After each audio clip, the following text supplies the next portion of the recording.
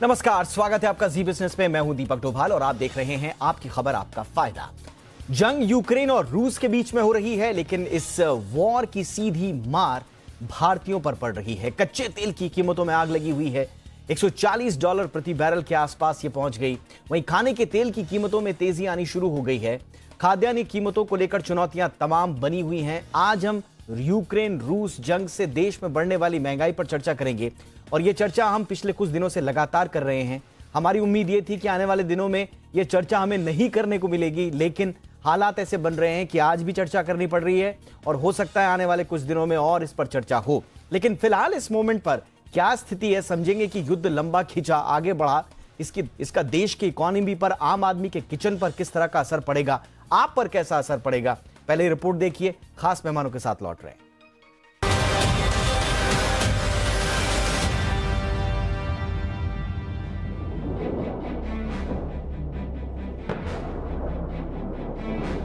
Ukraine जंग ने अपना चौतरफा असर दिखाना शुरू कर दिया है।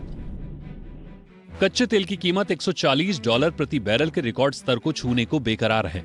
जंग लंबी खिंच रही है और महंगाई के तौर पर इसका भारत पर सीधा असर पड़ना शुरू हो चुका है। दरअसल भारत अपनी जरूरतों का करीब 85% कच्चा तेल आयात करता है।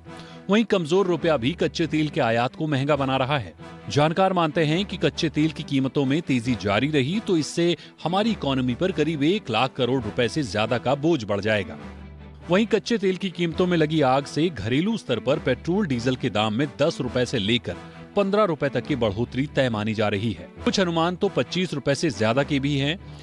जाहिर है तेल के दाम बढ़ेंगे तो माल ढुलाई का खर्च भी बढ़ेगा और इसका सीधा असर सब्जियों और फल फूल के अलावा रोजमर्रा के सामानों की कीमतों पर पड़ेगा। यानी जंग की मार के चलते महंगाई की चौतरफा मार आम आदमी की जेब पर भारी पड़ने वाली है। खाने पीने की चीजों की बात करें तो भारत सबसे ज्यादा सूरजमुखी तेल का इंपोर्ट यूक्रेन से करता है। यूक्रेन से सूरजमुखी तेल का इंपोर्ट रुकने से भारत में दाम तो बढ़े ही हैं, ग्लोबल मार्केट में भी कीमतें आसमान पर पहुंच गई हैं। इतिहास में पहली बार पाम तेल का भाव बाकी तेलों से ऊपर चला गया है, जिसका सीधा खामियाजा भारतीय कंज्यूमर को भुगतना पड़ रहा है, क्योंकि देश में कुल खपत का करीब 70% खाने का तेल इंपोर्ट करना पड़ता है। 15 फरवरी से 5 मार्च के बीच 10 से 30% का उछाल आ चुका है और इसमें और तेजी की आशंका से इनकार नहीं किया जा सकता। इसके अलावा रूस यूक्रेन से दुनिया में करीब 30% गेहूं का और 20% मक्के का एक्सपोर्ट होता है। लिहाजा एक्सपोर्ट रुकने की आशंका से दाम आसमान पर पहुंच गए हैं। वहीं भारत में यूरिया में इस्तेमाल होने वाले कुल पोटास का 10 से 12% पोटास का आयात रूस, यूक्रेन और बेलारूस से होता है। ऐसे में जंग की मार से यूरिया के भी महंगे होने की आशंका बढ़ गई है। वहीं रूस से खासकर defence equipments, machineries, James and jewellery import की जाती है, लेकिन अब इनकी कीमतों में उछाल आ सकता है और भारत को महंगा इंपोर्ट करना पड़ सकता है। जबकि भारत यूक्रेन और रूस को फार्मास्यूटिकल, चाय का निर्यात करता है, लेकिन दोनों देशों के बीच जारी जंग से भारत का निर्यात प्रभावित हो सकता है। संकट यही नहीं है, डॉलर के मुकाबले कमजोर रुपया भी 77 के निचले स्तर पर है। ऐसे में इलेक्ट्रिक और मशीनरी के साथ गैजेट्स का आयात भी महंगा हो सकता है। ब्यूरो रिपोर्ट, जी मीडिया। तो ये 2008 के बाद से आप समझ लीजिए सबसे बड़ा संकट एक तरह से है। उस वक्त आपको याद होगा जब लीमन ब्रदर्स संकट आया था यूएस में और उसके बाद रिसेशन का दौर था, लगभग 1-1.5 साल तक दुनिया रिसेशन में रही। उस वक्त याद होगा आपको क्रूड 147 के आसपास चला गया था और अब वो मोमेंट है जब 140 के आसपास मंडरा रहा है। इसके क्या कुछ रिपरकशंस हैं भारतीय इकोनॉमी पर, आम आदमी पर, ये समझने के लिए इस वक्त मेरे साथ 3 खास मेहमान इस वक्त हमारे साथ जुड़ चुके हैं। सबसे पहले परिचय आपका आज के मेहमानों के साथ हम करा दें।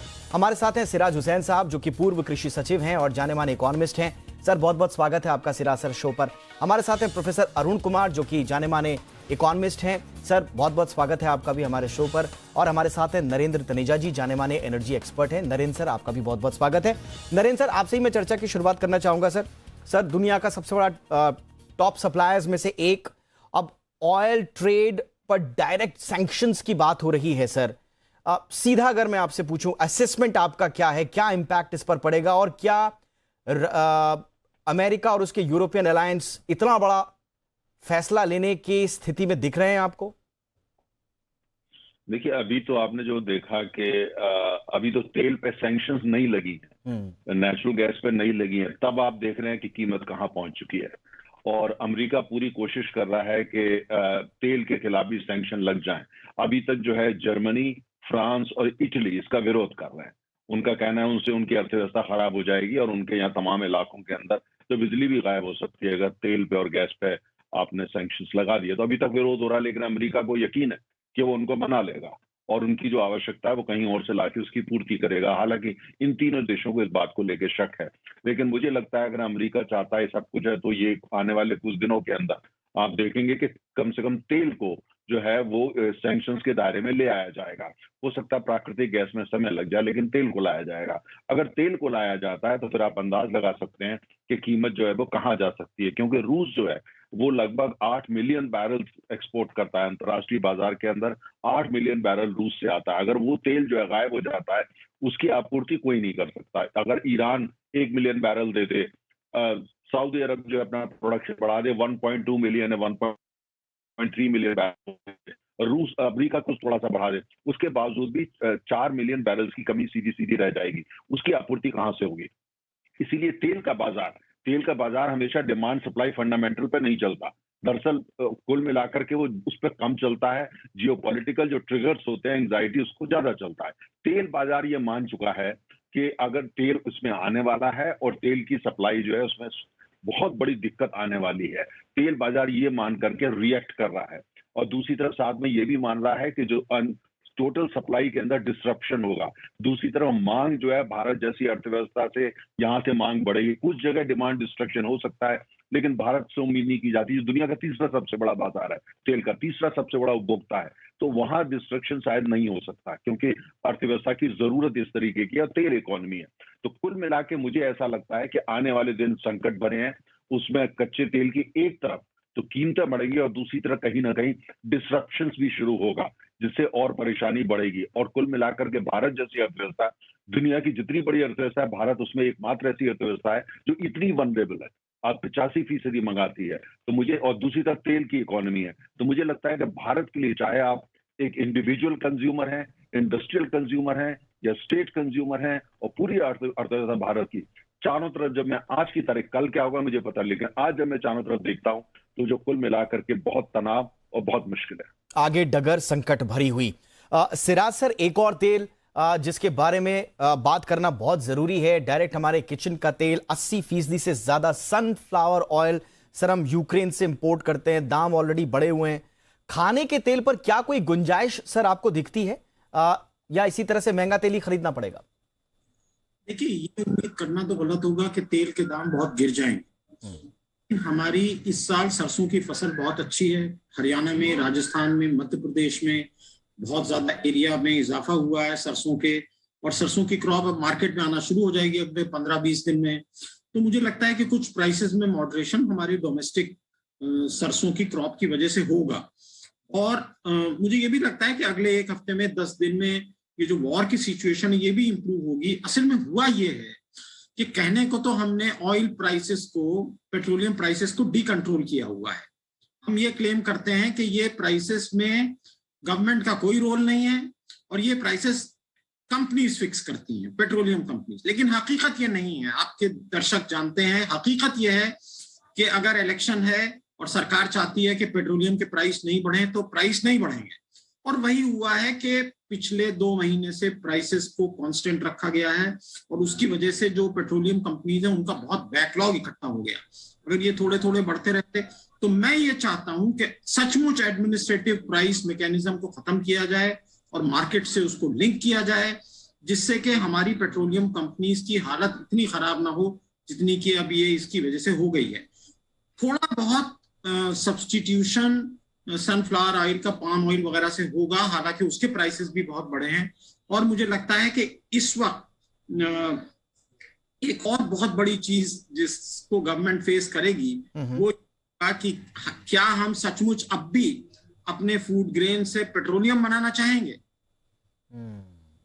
ऑलराइट, ये एक दिलचस्प बहस जरूर है कि क्या हम अब भी अपने फूड ग्रेन से पेट्रोल बनाना चाहेंगे, इथेनॉल वगैरह।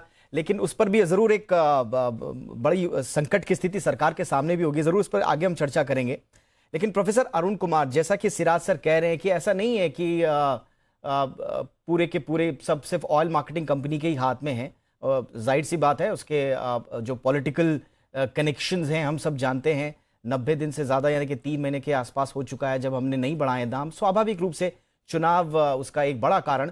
अब आज शाम को 5 बजे के बाद, 6 बजे के बाद तो सर चुनाव खत्म हो जाएंगे, तो क्या हम एक इमीडिएट सर्ज देखें हिंदुस्तान में पेट्रोल डीजल के प्राइसेस में आने वाले 24 घंटे या 48 घंटे में? तो जैसे कि सिराज जी ने कहा कि ये पॉलिसी डिटरमिन करेगी, क्योंकि हमारा जो दाम हम पे करते हैं पंप पे, उसमें करीब आधा दाम तो जो कॉस्ट है और आधा दाम करीब करीब टैक्स है जो सेंटर स्टेट्स चार्ज करते हैं। तो अगर सेंटर पॉलिसी बनाता है कि हमको जो दाम नहीं बढ़ाने हैं तो अपना टैक्स कम कर सकता है, क्योंकि इस समय जीएसटी कलेक्शन बहुत अच्छा है, डायरेक्ट टैक्स कलेक्शन बहुत अच्छा है जैसे सरकार कह रही है, तो अभी रेवेन्यू आ रहा है। तो ऐसी स्थिति में अगर हमको इन्फ्लेशन तेज नहीं करना है, क्योंकि ये तो बेसिक कमोडिटी है पेट्रोलियम गुड्स, और जब बेसिक कमोडिटी के दाम बढ़ते हैं तो सब चीज़ों के दाम बढ़ जाते हैं, क्योंकि हर चीज़ में जो एनर्जी का रिक्वायरमेंट है, चाहे ट्रांसपोर्ट में हो चाहे कृषि में हो, डीजल का इस्तेमाल होता है। तो अगर हर चीज़ के दाम बढ़ेंगे तो इन्फ्लेशन तेज होगा। और आज की स्थिति में जहाँ असंगठित क्षेत्र में बहुत ज़्यादा बेरोजगारी है, जहाँ पे कि लोगों की आमदनी कम हो गई है, दाम बढ़ने से उनकी जेब पे और जो डाका पड़ता है, तो इसलिए इन्फ्लेशन तेज कर दिया तो डिमांड और कम हो जाएगी। जब डिमांड कम होगी तो हमारे जो इंडस्ट्री है उसकी कैपेसिटी यूटिलाइजेशन कम होगी, तो इन्वेस्टमेंट कम करेगा, तो ग्रोथ रेट जो बढ़नी चाहिए वो नहीं बढ़ पाएगी। तो सरकार को अगर एक मैक्रो इकोनॉमिक स्थिति में देखना है तो यहाँ पे अपना टैक्स कम करके वो कम दाम बढ़ाए या दाम ना भी बढ़ाए। ये इसलिए जैसे कि सिराज जी ने सही कहा कि ये तो एक पॉलिसी डिटरमिन करेगी। जैसे हमने पिछले 4 महीने में नवंबर के बाद दाम नहीं बढ़ाए हैं, उसी तरह अगर अभी भी चाहें तो हम दाम ना बढ़ा के वो टैक्स कम कर दें, और खासकर मैक्रो इकोनॉमिक स्थिति को देखते हुए बहुत जरूरी है। दूसरी बात मैं कहूंगा कि देखिए, जैसे कि तनेजा जी ने कहा कि अभी तो जो बैन नहीं लगा है पेट्रोलियम गुड्स पे या गैस पे, तो यानी कि जो हो रहा है वो ऑयल कंपनीज फायदा उठा के स्पेकुलेशन कर रही हैं, वो अपना फायदा उठा रही हैं इंटरनेशनल मार्केट में, जिससे कि उन्होंने दाम बढ़ा दिए। तो सवाल ये उठता है कि जो ये स्पेकुलेशन क्यों चल रहा है इस समय, जो स्पेकुलेशन है उसके ऊपर क्यों नहीं अंकुश लगा रहे? अमेरिका है वो अपने जो रिजर्व से जो पेट्रोलियम जो निकाल रहा है कुछ, है ना, बाकी कंट्रीज भी और रिजर्व से अपना निकाल सकती हैं। और अभी क्योंकि बैन नहीं लगा है तो रूस का जो वो तेल बाहर आ ही रहा है, तो अगर सऊदी अरेबिया बढ़ा दे, अगर जो उस पर जो प्रेशर जो अमेरिका का है इस समय कि वो अपना प्रोडक्शन थोड़ा बढ़ा दे जिससे कि दाम और तेज ना हो, क्योंकि $140 तो बहुत ही ज़्यादा स्टीप इंक्रीज हो गया है पिछले 4 महीनों में। तो मेरा मानना है कि इस समय इंटरनेशनल लेवल पे और नेशनल लेवल पे दोनों पे हमको एक्ट करना है, जिससे कि हमारे यहाँ इन्फ्लेशन और तेज ना हो, क्योंकि उससे तो हमारी अर्थव्यवस्था पे बुरा ही असर पड़ेगा। सर, आपने जो स्पेकुलेशंस की बात की, मैं ब्रेक पर जाने से पहले क्विक रिएक्शन नरेंद्र सर का जरूर लूंगा। सर, वाकई में अभी तो बैन जब लगा नहीं है, ऑयल प्राइसेस के दाम 149, ये सिर्फ स्पेकुलेशंस पे ही हैं या सर कुछ डिसरप्शन हुआ है सप्लाई चेन में? अभी से ऐसे कोई स्थिति है क्या? नहीं, अभी कोई डिस्ट्रप्शन किसी तरीके का नहीं है। अभी तक सब जगह से आपने खबर देखी होगी, शेल ने रूस से सस्ते दामों पे बल्कि तेल खरीदा, जितनी जो आम होती है उससे काफी बड़ी डिस्काउंट पे वो, क्योंकि रूस का तेल डिस्काउंट पे आ रहा है। वहाँ कॉस्ट ऑफ प्रोडक्शन रूस में बहुत कम है। रूस में तो कई जगह ऐसी है जहाँ $5 पर बैरल भी कॉस्ट ऑफ प्रोडक्शन नहीं है। तो आप अंदाज लगाइए कि लड़ाई के बावजूद रूस तो बहुत पैसा कमा रहा है ना, और बाकी देश तो कमा ही रहे हैं। ये बात सच है कि जो प्रोफेसर कुमार ने कहा है, जो स्पेकुलेटर्स हैं, हेज फंड्स हैं और तमाम ये सब ज्यादातर पश्चिम के ही हैं, ये ही सबसे ज्यादा फायदा उठा रहे हैं। और जो बड़े बड़े ट्रेडर्स हैं जो क्रूड में ट्रेड करते हैं, वो कोई ऐसे बड़े ट्रेडर हैं कुछ जो 6 million barrel 5 million barrel per day वो खुद खरीदते हैं, रखते हैं और उसके बाद आगे उसको बेच देते हैं। सबसे बड़ा व्यापार तेल का आज हाई सीज में हो रहा है। एक टैंकर चलता है, इससे पहले कि वो रिफाइनरी पहुंचे 6 दफे बिक रहा है वो। तो कैसे सर ये स्पेकुलेशंस को सर कैसे हम कर सकते हैं कम? अब देखिए, अब आप तो बिजनेस चैनल हैं, अब अगर स्पेकुलेटर्स पे अंकुश तो बड़ी ताकतें लगा सकती है, खासतौर से पश्चिम की, क्योंकि ज्यादातर जो स्पेकुलेटर्स हैं वो सारे पश्चिम के लोग हैं। वो दुबई बैठे हुए, सिंगापुर बैठे, ह्यूस्टन बैठे हैं, लंदन बैठे हैं, स्विट्जरलैंड बैठे हुए हैं, जहाँ कोई आसपास समंदर नहीं है लेकिन वहां बैठे हुए हैं। ये लोग सारा कुछ करते हैं, बड़े बड़े फंड है जो ये सारा काम करते हैं। और जो बड़ी तेल की प्रोड्यूसर्स है उनके अपने अलग ऑर्गेनाइजेशन बना रखी है, कंपनियां जिनका काम है स्पेकुलेट करती है, ट्रेड करती है।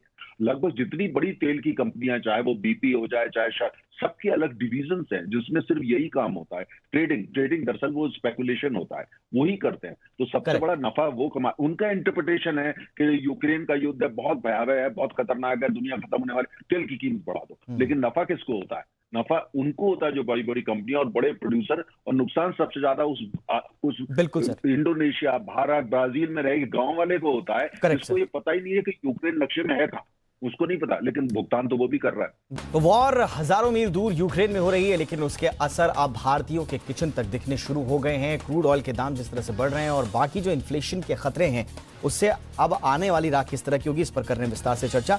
सिराज सर, थोड़ा सा और मैं डिटेल में आपसे चाहूंगा, अगर मैं सही समझाऊं आपकी बात, तो क्या आप इथेनॉल के लिए E20 का जो हमारा टारगेट है 2025 का, जिसमें हम 17 मिलियन टन जो सरप्लस फूड ग्रेन होगा, उसके थ्रू हम अपने टारगेट्स को पूरा करने की बात कह रहे हैं, क्या आप कह रहे हैं कि उसको हम थोड़ा सा विचार हमें करना चाहिए? देखिए, मैंने तो उसके बारे में बहुत बार लिखा है कि ये बहुत इल कंसिडर्ड पॉलिसी है। ओके। से इथेनॉल बनाना एक ऐसे देश में जहां इतना माल न्यूट्रिशन हो, अंडर न्यूट्रिशन हो, वगैरह वगैरह, मैंने बहुत बार इसके लिखा है। ये इत्तेफाक है कि ये वॉर हो गई और ये क्राइसिस क्रिएट हो गया। अब देखिए वॉर के क्या नतायज होंगे। गेहूं का MSP आप देखिए 2100 रुपए है और मार्केट रेट चल रहा है 2500 रुपए। ये मार्केट रेट और भी बढ़ सकता है। यूक्रेन और रशिया मिला के करीब करीब 68-69 मिलियन टन गेहूं दुनिया को सप्लाई करते हैं। ब्लैक सी के पोर्ट बंद हैं, तो ये बिल्कुल मुमकिन है कि इस साल हमारा प्रोक्योरमेंट कम हो जाए वीट का, और प्राइवेट सेक्टर को एक्सपोर्ट अपॉर्चुनिटी मिले, वो एक्सपोर्ट कर दे। तो हमें अपने फूड ग्रेन स्टॉक्स को बहुत संभाल के रखने की जरूरत है। हमारी पॉलिसी फूड सिक्योरिटी को कॉम्प्रोमाइज नहीं करनी चाहिए। पोर्ट बायो इथेनॉल के लिए नीति आयोग ने कुछ मिनिस्ट्रीज से बनवाई, उस कमेटी में कोई एक्सपर्ट नहीं था। मुझे नहीं लगता कि वो बहुत प्रोफेशनली प्रिपेयर्ड रिपोर्ट है।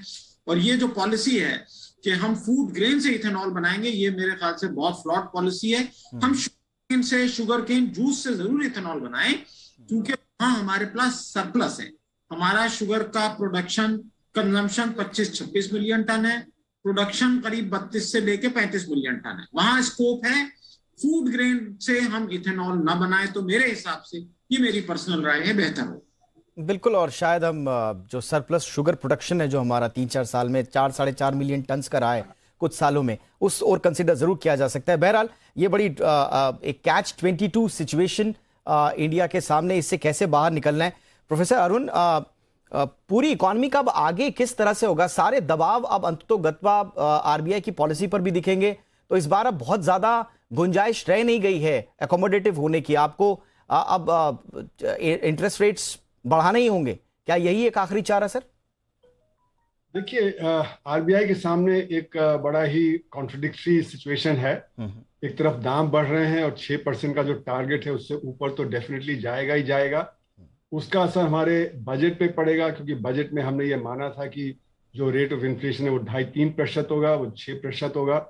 तो वहाँ पे हमारे खर्चे बढ़ जाएंगे और टैक्स रेवेन्यू जो है वो रियल टर्म में शायद कम हो जाएगा, तो फिस्कल डेफिसिट पे भी असर हमारे पड़ेगा। और RBI के सामने ये समस्या होगी कि वो अगर इन्फ्लेशन को कम करना चाहता है तो उसको लिक्विडिटी कम करनी पड़ेगी और इंटरेस्ट रेट उसको बढ़ाना पड़ेगा, जिससे कि ग्रोथ पे असर पड़ेगा। तो ग्रोथ वैसे ही कम होगी जब इन्फ्लेशन ज़्यादा तेज होगा और जब लोगों के हाथ में परचेजिंग पावर नहीं आएगी, जब फिस्कल डेफिसिट बढ़ेगा, तो जब सरकार कम जब खर्च करना चाहेगी, तो एक बहुत ही कॉन्ट्रडिक्टरी सिचुएशन रहेगी जो हमारी फिस्कल मॉनेटरी पॉलिसी को अफेक्ट करेगी। और फिस्कल मॉनेटरी पॉलिसी से ही मैक्रो इकोनॉमिक्स चलता है हमारा। तो ये जो सिचुएशन है ये इस समय एक क्राइसिस की सिचुएशन है, क्योंकि दुनिया में जो कैपिटल फ्लोज है वो भी बड़ी मात्रा में असर हो रहा है उन पे। तो हमारा जो इनफ्लो था जो फॉरेन एक्सचेंज का, वो इस समय आउटफ्लो हो गया है पिछले 4 महीनों में, खासकर इस दौरान में। तो जो आउटफ्लो हो रहा है उसका भी असर हमारे जो अर्थव्यवस्था पे पड़ेगा, स्टॉक मार्केट पे पड़ेगा, जो इन्वेस्टमेंट क्लाइमेट है उस पे पड़ेगा असर। तो इसलिए कुल मिला के मैक्रो जो इकोनॉमिक सिचुएशन है वो बहुत ही इस समय कंट्रोल के बाहर जा रही है। तो सबसे पहली चीज तो ये है कि हम अपना इन्फ्लेशन कंट्रोल करें, इनडायरेक्ट टैक्सेस कम करें, डायरेक्ट टैक्सेस बढ़ाएं, जिससे कि इन्फ्लेशन जब कम होगा तो जब परचेजिंग पावर ज्यादा रहेगी, उससे फिर क्या है कि डिमांड जो है वो थोड़ी बढ़ेगी। और जो इंडस्ट्री जहाँ पे की जो कैपेसिटी यूटिलाइजेशन कम है वहां पे जब बढ़ेगा तो उसका फायदा होगा। ये बात जरूर है कि वैसे भी हमारा इन्फ्लेशन बढ़ेगा, क्योंकि इंपोर्टेड इन्फ्लेशन है, उसको कम करने की इस समय जरूरत है कि हम उसको कम करें अपने इनडायरेक्ट टैक्सेस कम करके और डायरेक्ट टैक्सेस बढ़ा के। तो कुल मिला के सिचुएशन में बहुत ज्यादा इस समय लीवे नहीं है, और जो भी हम करेंगे उसका पॉजिटिव और नेगेटिव असर दोनों होगा। तो जो चीजों में पॉजिटिव असर है उसका जो फायदा उठाना चाहिए। बिल्कुल सर। नरेंद्र सर, आखिरी सवाल आपसे ही। आपने हालांकि पहले ही कह दिया कि चाहे सऊदी बढ़ा दे अपना प्रोडक्शन, चाहे और ईरान से अगर डील हो भी जाती है तो भी बहुत ज्यादा फर्क नहीं पड़ने वाला है, लेकिन क्या सर ईरान से डील से कुछ फर्क नहीं पड़ेगा? कुछ हम उम्मीद ना लगाएं? देखिए, हमको ध्यान रखना चाहिए जो कच्चा तेल निकलता है वो उसका एक पूरा प्रोसेस होता है। ये ऐसा नहीं है कि आपने फैसला किया रात से तेल निकलना वहां से शुरू हो जाएगा। अब ईरान में इतने सालों से सैंक्शंस लगे हुई हैं, उन्होंने तमाम उनके कुएं बंद पड़े हुए हैं। उनका जो एक्सपोर्ट इंफ्रास्ट्रक्चर चाहिए होता है कि कुओं से आप समुद्री जहाज तक लेकर के आए, वहां से पूरा इंफ्रास्ट्रक्चर उनके पास तैयारी नहीं है। आपने उसके खिलाफ तमाम नई टेक्नोलॉजी, ईरान में तेल क्षेत्र में आए हुए 10 साल हो गए, आनी नहीं दी पश्चिम के देशों ने। तो इसलिए जो है 1 मिलियन बैरल तो वो बढ़ा देगा, उससे आगे के लिए फिर उनको थोड़ा समय लगेगा। और 1 मिलियन बैरल आप अंदाज लगाइए कि भारत अकेला रोजाना हम 55 लाख बैरल तेल हर रोज पीते हैं।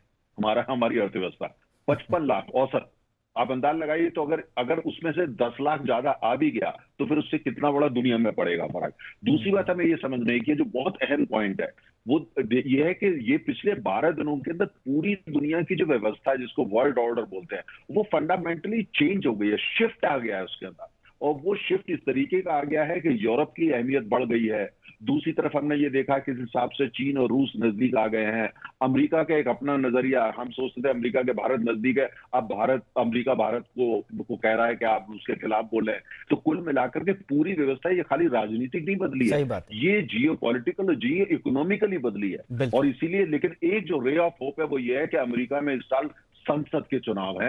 इतिहास है कि जब भी अमेरिका में संसद या राष्ट्रपति पद के चुनाव हो, तेल महंगा हो, तो वो पार्टी इलेक्शन हार जाती है। तो शायद बाइडेन साहब कुछ कोशिश करेंगे जिससे तेल की कीमत का अंकुश लग सके, क्योंकि उन्होंने चुनाव जीता है। तो कुल मिलाकर के धरातल पे देखते हैं और रे ऑफ होप आज की तारीख में सिर्फ वही नजर आता है। यानी कि भारत में 5 राज्यों के चुनाव ने तेल की कीमतों पर एक तरह से अंकुश लगाया हुआ था, वो थोड़ा सा पक्ष में जा रहा था। अब अगला अंकुश अगर कहीं से रात भरी कोई संकेत दिख रहे हैं तो वो अमेरिकी प्रेसिडेंशियल इलेक्शन से होंगे, लेकिन तब तक क्या होगा नोबडी नोज। जैसा सर ने कहा कि पूरा वर्ल्ड ऑर्डर चेंज हो गया है, लेकिन इस बदले हुए वर्ल्ड ऑर्डर में हम कैसे अपनी राह आगे की प्रशस्त करते हैं, देखना बड़ा लाजमी होगा। बहुत बहुत शुक्रिया सर।